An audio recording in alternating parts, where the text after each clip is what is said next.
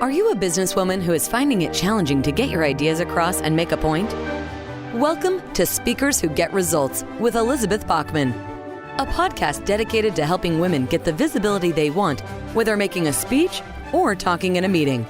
Every week, get valuable lessons from Elizabeth or learn from her roundtable conversations with experts and speakers on how to make a difference, not just a point. On to the show with your host, Elizabeth Bachman. Hello, and welcome to Speakers Who Get Results.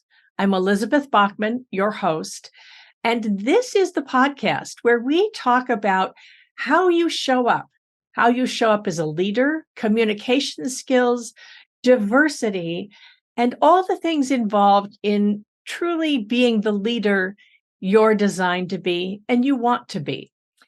Before I get into my interview with an awesome guest today, I'd like to invite you to see how your presentation skills are doing by taking our free 4-minute assessment at speakforresultsquiz.com.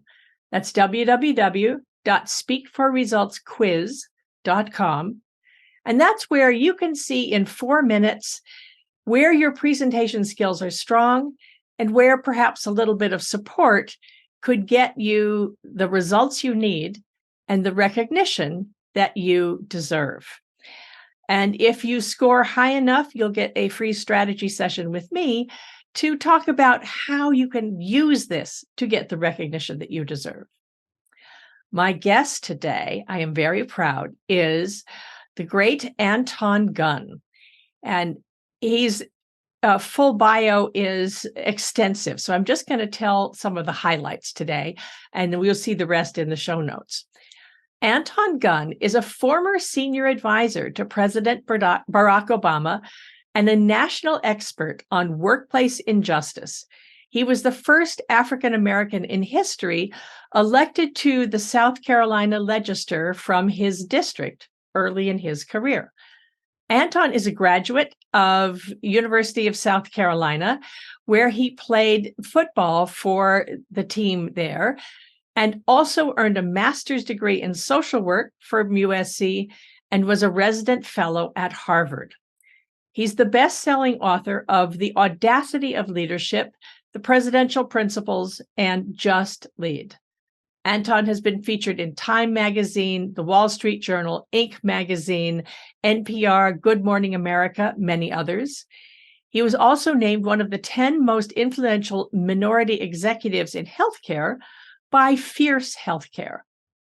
He's an international keynote speaker, and he's the CEO of the 937 Strategy Group. Anton has worked with renowned organizations like Mercedes-Benz, Rock Ventures, Highmark Health, the Boeing Company, and many more. He's a business management consultant and serves on multiple boards. And he's spent his life helping leaders build diverse, high-performing teams and world-class workplace culture. We had a fascinating conversation. I know you'll enjoy this. On to the talk with Anton Gunn. Anton Gunn, I've been waiting to get you on Speakers Who Get Results for a while, so I'm really happy to have you. Welcome. Thank you for having me. So excited to be here with you. Well, great. Well, we have friends in common, and you've been recommended, so I'm really excited about this. And you have really interesting things to say about leadership. But before we get there, I want to ask you about who would be your dream interview? Someone who's no longer with us. Who would it be? What would you ask them? And who should be listening? Wow. Great question. And I'm going to go personal with this one. The person I would love to interview would be my great-great-grandfather. His name was John Gunn, and he was the first relative in my family that was born free, not a slave, in 1866. And at the age of 23, John walked away from a sharecropping plantation life. And the next thing we see in the census records that he ended up in Somerset, Pennsylvania, working in a steel mill while his family was back in West Virginia, where he would send money back home. And the important part of that interview, or for me, would be I had some researchers tell me the equivalency of leaving farming life and ended up working in a steel mill would be like leaving being a practicing attorney and becoming a physician. So my Wow. questions from the stage would be about what was your mindset to have the audacity to just to walk away from something that so many formerly enslaved Africans had to continue to do for the rest of their lives and not know anything else? What made you want to leave? What was your belief system? What were the biggest challenges that you faced? And I think that the audience would be of people who want to do something different in their lives, but Yeah. they feel hostage, held by a job or a career or by family or by geography, and really want to go do something else, but for whatever reason, don't have the unmitigated gall to say, you know what, I'm going to change up. I can't tell you the number of 50-year-olds that I meet that, fell into a career because they happened to be, smart at something, but it wasn't their passion. It wasn't what they cared about. And they have so much fear about shifting and moving in a whole new career path. So I think that would be the person I love to interview, the audience that would be there, and the questions that I would ask. Oh, wow. Well, I'll be in the audience. I think that sounds amazing. Um, Maybe I put you together with another one of my guests who wanted to interview her great-great-grandmother, who had been a Norwegian immigrant and owned slaves.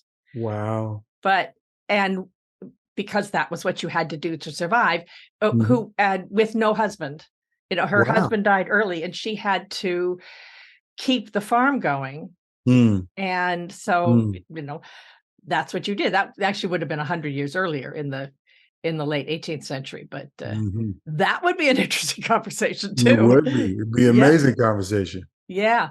I wanted to ask first because you have these two wonderful books.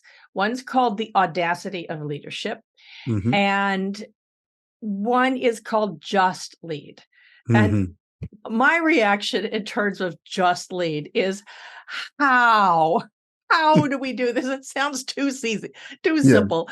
So, Yes. where did those two come together? And you started with the Audacity and then you just went to Just Lead. Where did how do they fit together, and how does has your thinking evolved Mhm. Mhm. between they're several years apart, those books? Yeah, they are significantly apart. So the first one was in 2009, and the Mhm. most recent one was in 2022. So here's where I will tell you the audacity of leadership started and came from. Early in my career, I was put into lots of leadership roles. Like I became the chief executive of a statewide nonprofit organization at the age of 27. Mm. But 4 years before that, I had all kinds of successive leadership roles. I chaired boards, I chaired committees. I was invited to serve on advisory groups for the governor of South Carolina. So I've been put in a lot of leadership positions. And a lot of my friends who were in my age cohort, who were many times 5 levels below any kind of leadership position at work, they were in frontline roles. They didn't understand, Anton, how did you just accelerate yourself up to this leadership position in these leadership roles?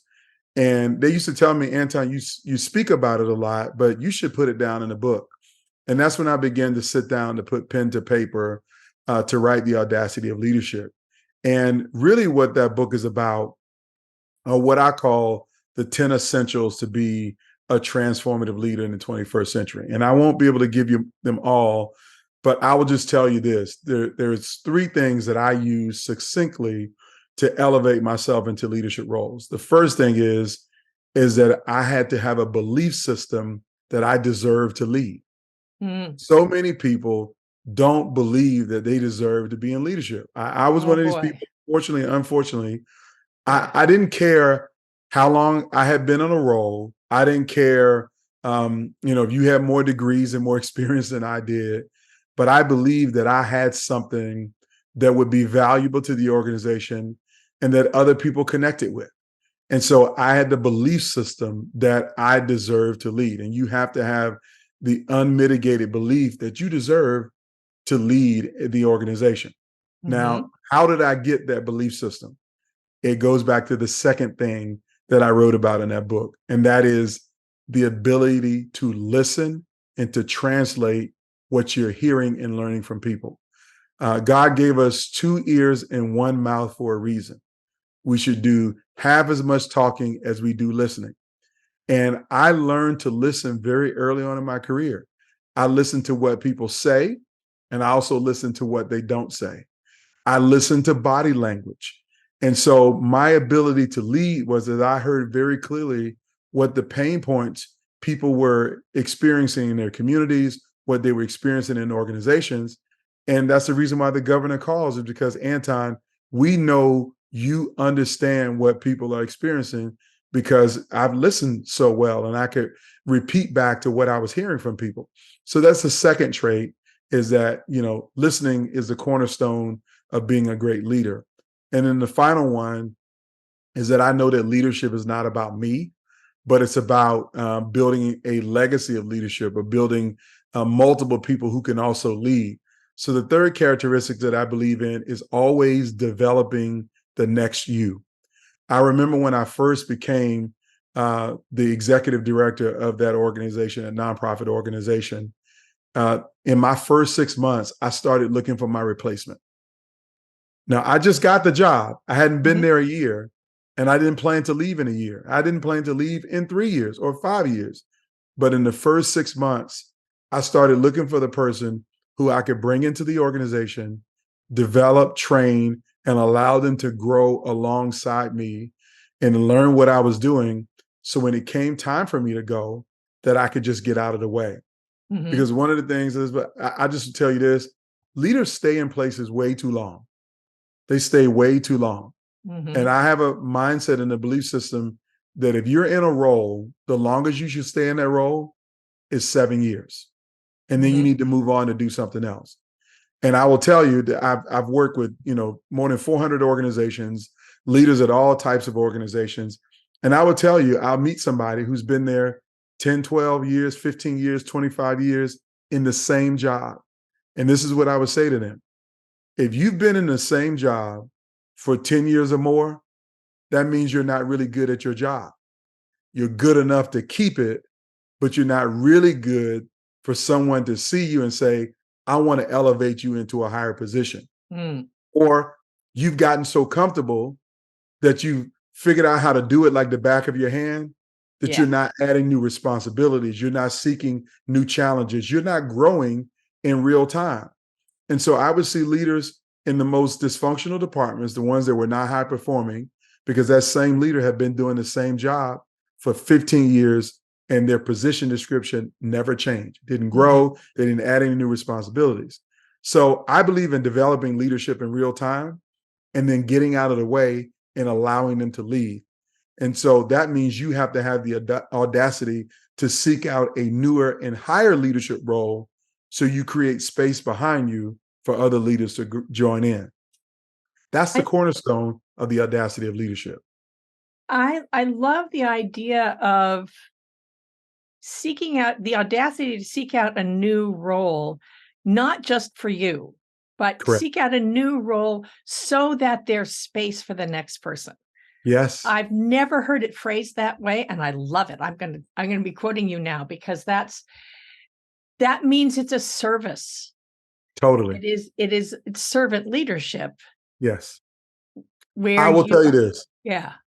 Servant leadership is, so I always start with my values. I didn't share them with you, but I have 4 values, and these are my value words that I live by. I sometimes throw in a 5th one, which is really fun. I really believe in having fun in everything that I do.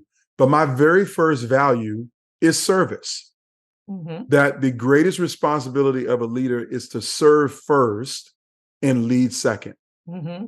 Service is the prerequisite of leadership. Okay. The second value is empowerment. It's not good enough to just serve people, but it's your job to empower them by giving them the tools, the information, and the resources for them to determine their own destiny. Empowerment to me is the essence of leadership. It's like, why are you leading? You should be leading to put people in a better position, in a better place, And to do that, you have to equip them. So value number two is, and to let go yes, and let them do it their way, correct. instead of the way that you think they should do. That's correct. Never should be about that you. was a hard one for me, I'll tell Yeah. you, when Yeah. learning as a leader to, Yeah. you know, It's hard for a lot of people to let go and to let them find their own space. But I believe the greatest ones are the ones that allow people to determine their own destiny and do it their own way. And your job is to empower them. My third value is justice. So when I say justice, we know that the world in general is inherently unfair. Some of us are born in great places of privilege and other of us are not. Some of us are given opportunities that others don't get. And sometimes the hurricane just happens to hit our city every single year, while some people never, ever get a hurricane.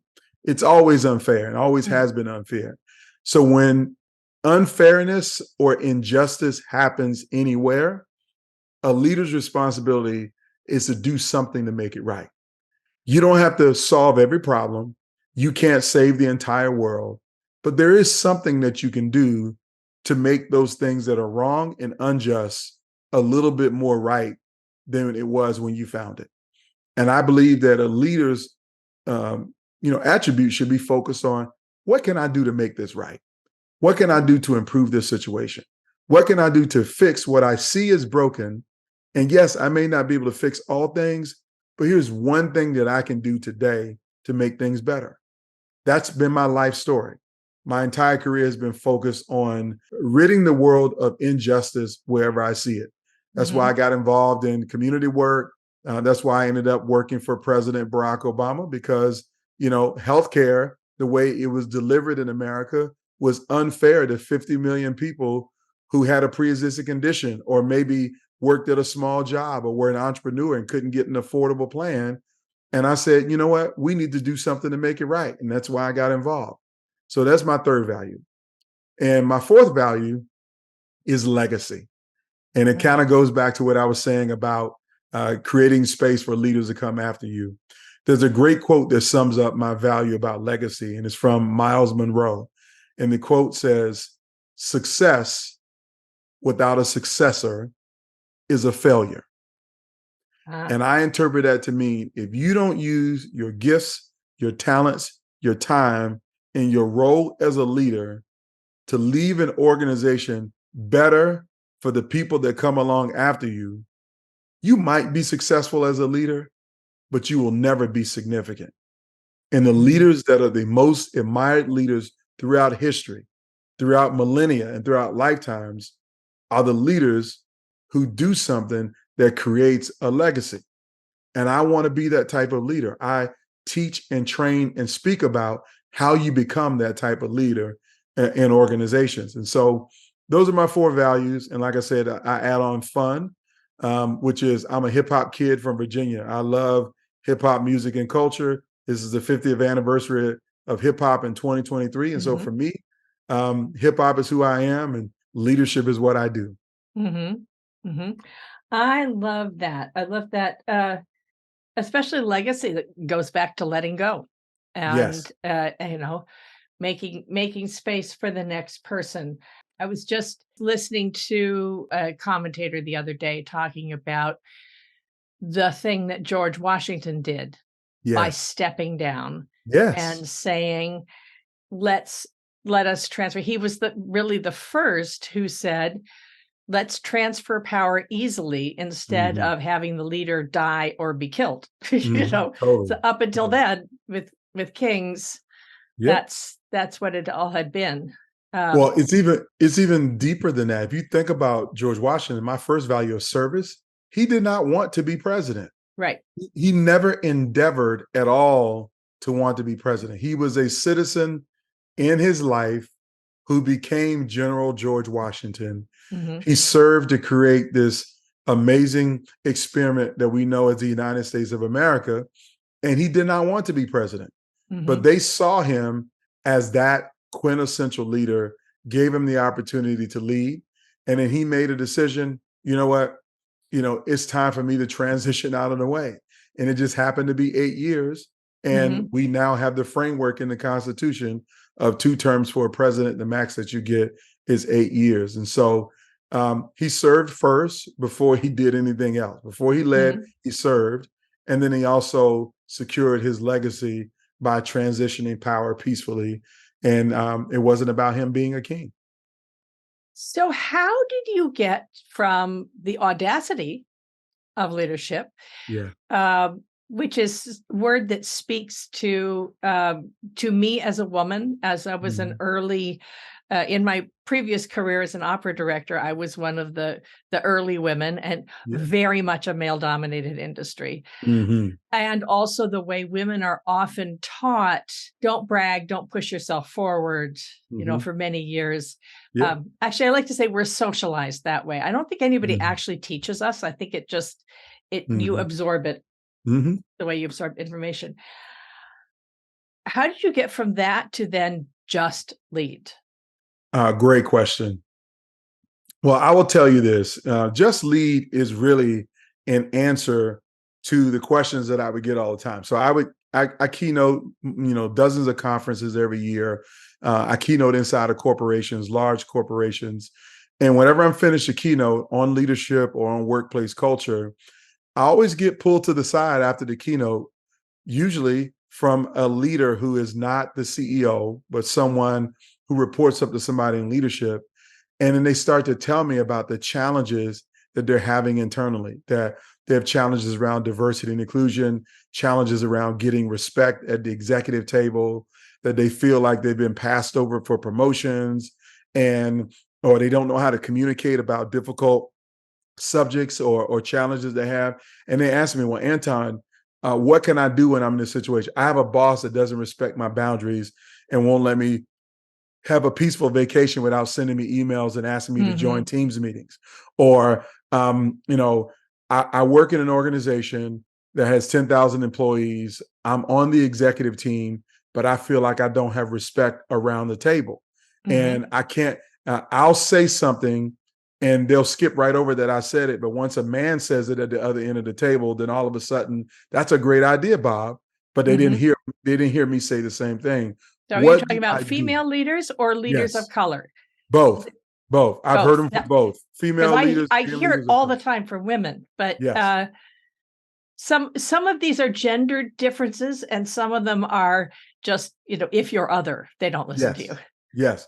Yeah. So it's all of the above for me. And my response to them is, and they say, what do I do about that? And my response is just lead.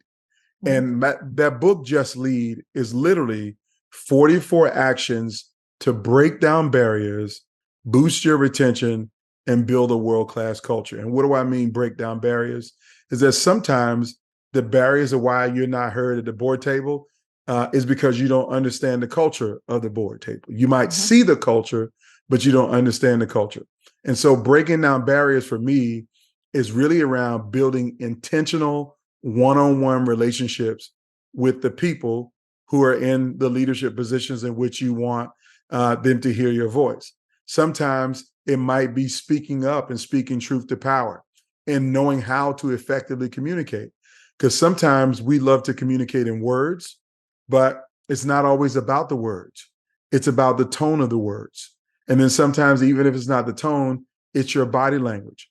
And so I offer some frameworks around how do you bring yourself into a space so that you become that leader that is respected and admired for how you show up. Other aspects of it revolves around not just you, but what are you doing for the people that you lead?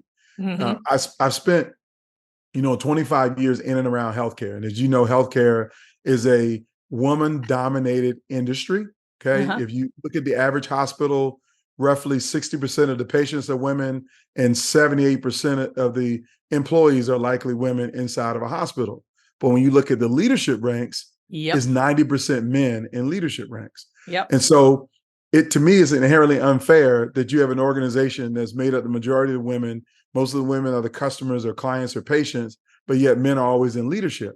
And so I spend a lot of my time working with nursing leaders on how to develop the leadership skills and put themselves in a position to be that executive leader and command that respect around the executive table, and how to lead in real time, particularly when you have lots of other young women who look up to you for leadership. They want to see you as a high value leader, but it's hard when you don't see yourself that way. So Just Lead really is around, what do you need to do to keep your best people engaged? And most importantly, how to command that executive respect at the table. And that might mean standing up and fighting for your team. The team who don't have the tools, they don't have the resources, they don't get the respect that they deserve. And so it's not about you getting that respect first, but what are you doing to serve your team first to make sure that they get all of what they need to do? And that's how, if you think about the civil rights movement, Martin Luther King Jr., even though he was Black and he lived in the segregated South, he had lots of privilege. I mean, he had multiple education degrees, Morehouse and, Boston University, his PhD. And so he was well respected and had a lot of support and resources, and money was not an issue in his life. But he stepped up and stood up in the civil rights movement for millions of people who didn't have good jobs, who didn't have good housing, who didn't live in good places and have his privilege. So his leadership elevated when he stopped thinking about, me and Coretta and my children are comfortable, but what about all of these people in Montgomery and all of these people in Birmingham and Greensboro? So sometimes you elevate yourself as a leader, knowing that just lead might mean taking care of the people who don't have 1/3 of all of the assets and benefits and privileges and rights that you have. And that is how I show up every day. And that's how I encourage leaders to show up. Yeah. It makes me think of, Martin Luther King, the I Have a Dream speech, which started out very wonky. He was talking, he was using the long words and so forth, which I always thought he probably did that at some point so that he would be taken seriously. And then he realized, oh, these people don't understand what I'm talking about. And he switched to something that his audience would understand. I will tell you this. I was with Les Brown about 2 weeks ago, and Les Brown said to me and a group of people, he said, never let what you have to say get in the way of what your audience needs to hear. Exactly. And it was profound, because that's the example of the I Have a Dream speech. He had something that he wanted to say. It went way over people's heads. It wasn't connecting. And then he changed to say what the audience of everybody there, but also everybody watching on TV, really needed to hear. And those are the lines that we remember the most. I want my children to be judged by the content of their character, not by the color of their skin. Yes. And so great leaders understand that you got to find the right words, the words that work, to make sure that you're delivering the message that needs to be delivered. And that's a big part of the book, Just Lead. Yeah. Well, and he also used the techniques of preaching. Yes. Which got through. So I did a whole podcast episode deconstructing that speech. It was really fun. Let's talk about what's happening now. We are recording this in the summer of 2023. There are a lot of people who are using diversity, equity, and inclusion as a culture war issue. Yes. And I'm always thinking about all those organizations where the C-suite has said, well, we can save some money by we're cut the DEI program and we're going to fire the DEI director because, gosh, wouldn't it be nice to go back to the same old thing? Yeah. But the employees are pissed off. Yes. So if you are a manager and somebody high up who's not connected to the people you're working with has canceled the DEI department, but your people, your team, this is standing up for your team. Yeah. How does that enter into the conversation? What can we do? Yeah, so that's a great question. And this is really a big part of the book, Just Lead. So I'm so glad that you asked it. So as a manager, you first have to remember, you have to control what you can control. Like, you can't control the corporate board. You can't control what the C-suite does. You don't have to like it or agree with it, but you have to control what you can control. And that is, as a manager, you're probably involved in the hiring decisions of the people who get to work on your team. Mhm. And so if you value diversity and you know your team values diversity, then you have to control as much a part of the process as you can to recruit and select a diverse team that reflects the values that you hope to espouse as a leader and as an organization. And once you have that diverse team, if that team is concerned about what is going forward, then it is incumbent upon you, it is your responsibility as a leader, is to raise those concerns to people above you. Now, yes, let's be honest, they may fall on deaf ears. But what you want to do is you never want to let your team down and make them feel like that you're not fighting for them or not sharing what's important to them. So you want to encourage your team to continue to give voice to what their concerns are, but you want to take their concerns to the next level up. Literally show them that you're fighting for them. The third thing that I would tell leaders to always do, or if you're in a management role of some sort and you feel like the challenge of diversity is going away, is that it requires you to increase your competency and your skill set on diversity and inclusion. You should not be waiting for the company to tell you that we have a great diversity program for you to appreciate and value diversity. The same way you can go to the library and buy a book for your kids to do their homework, you can go to a library and buy a book on how to live out diversity in the workplace and what does it mean to have a diverse workplace. So you can't let just your company spoon feed you whatever they think diversity is or is not. You have great opportunity to develop your own caliber of expertise around what's going to help you to be a better leader. And here's why you should do this. Because I've never met a great leader who doesn't have a competency and a skill set on diversity and inclusion. Like, if you think about our greatest president, and I'm not talking about the one that I worked for in Barack Obama, but I'll say Abraham Lincoln. Abraham Lincoln was a person who valued diversity. And I'm not just talking about race and gender diversity, but I'm talking about diversity of mindset, diversity of perspective, diversity of experience. One of the best leadership books that I've ever read was written by an amazing woman, Doris Kearns Goodwin, and the book is called Team of Rivals, and it's about the political genius of Abraham Lincoln, of how he built his cabinet with people who hated him, who were his rivals, who people who didn't believe he even deserved to be president. And when he became president, they talked a lot of crap about him. Now, could you imagine working in an environment where you work with people who don't like you, don't like your leadership style, don't like anything that you're doing, and then you ask them to join your team and be responsible for major portions of your work, and they will determine whether you succeed or whether you fail? So it's a lesson in valuing diversity and the dimensions in which you can to make you strong.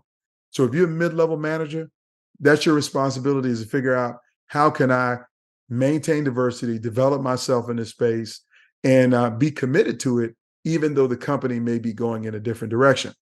But I'll end with this point. The companies who are making these decisions to get rid of the chief diversity officers, to downsize the diversity program, and go back to status quo of 1980s, 1990s, or even early 2000s work culture, those companies will not likely be their industry leaders in the next 5 years, and they may not even be in business at all, because the research is super clear on this. There are organizations that have women in the executive team and on the board of directors have a 15% higher profitability than all of their competitors inside the same industry. And when you add ethnic diversity to the mix, you have a 33% higher profitability than all of your competitors in your industry.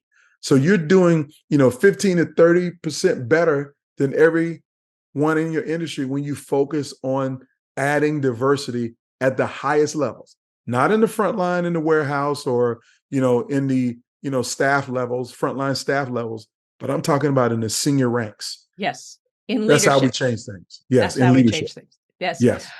This is such a great way to, I feel like I have more questions for you, but this is something I want to ask. So if you are a leader listening to this, where's one place you can start besides buying the books? We'll put the links in the show notes, but give us something where we can start. Yes. So this is great question. I have a free resource that I'm happy to give to all of your leaders, and it is called the Just Lead Toolkit. So it's a simple free toolkit. You can go to antongunn.com/toolkit. You give me an email address and I'll give you this PDF. The first thing in the PDF you're going to get is you're going to get the 9 pivotal points that I share in all of my keynote presentations on leadership, on culture, on bringing your teams back from tough times, and even diversity and inclusion, my 9 pivotal points. The second thing I'm going to give you is I'm going to give you a free ebook called 10 Qualities of World-Class Leaders. And so I've done research on some of the greatest leaders most admired throughout history, from Dr. King to Gandhi to Mother Teresa, even Oprah. And I've distilled down qualities that they all have in common, that these are things that you can embody right now in your daily walk, in your daily journey. You're going to get that too. And then the third thing you're going to get, if you so choose to continue to receive it, is that I have a Just Lead application series, which is a simple video series of simple videos that will help you immediately in real time to start to lead better in the workplace for your team. It talks about mindset. It talks about vulnerability. It talks about resilience, and giving you all of these small tools. So yes, you can read the book, but some people are not readers. Yeah. So I'm giving you this free toolkit, which is going to be chock full of resources that are going to help you to real time to know what you can do to become that leader that everyone admires, because you answer the most important things that all employees and people care about. And that is how do you help them to live out their purposes in the workplace and be in an environment where they're valued and respected and included. So again, antongunn.com/toolkit. You'll get the toolkit. It'll come right to you, and it will add value to you immediately. We will put all of that in the show notes, and it's Anton Gunn with 2 N's. So thank you, Anton, so much. It was wonderful. I've had 50 more questions, but probably out. So we may have to do something else. But thanks so much for having joined us. Thank you. This has been Speakers Who Get Results. And if you enjoyed this conversation, please tell your friends, share the link wherever it is you listen to it, subscribe to us on YouTube, and most importantly, leave a review on Apple Podcasts. That's the one that counts. And tell your friends. This has been Speakers Who Get Results. I'm Elizabeth Bachman. I'll see you on the next one. We have just concluded another great episode of Speakers Who Get Results with your host, Elizabeth Bachman. If you got value from today's episode, please feel free to share us with your friends and colleagues. You may also visit elizabethbachman.com for additional resources. Be sure to tune in every week for new episodes, and thanks for tuning in.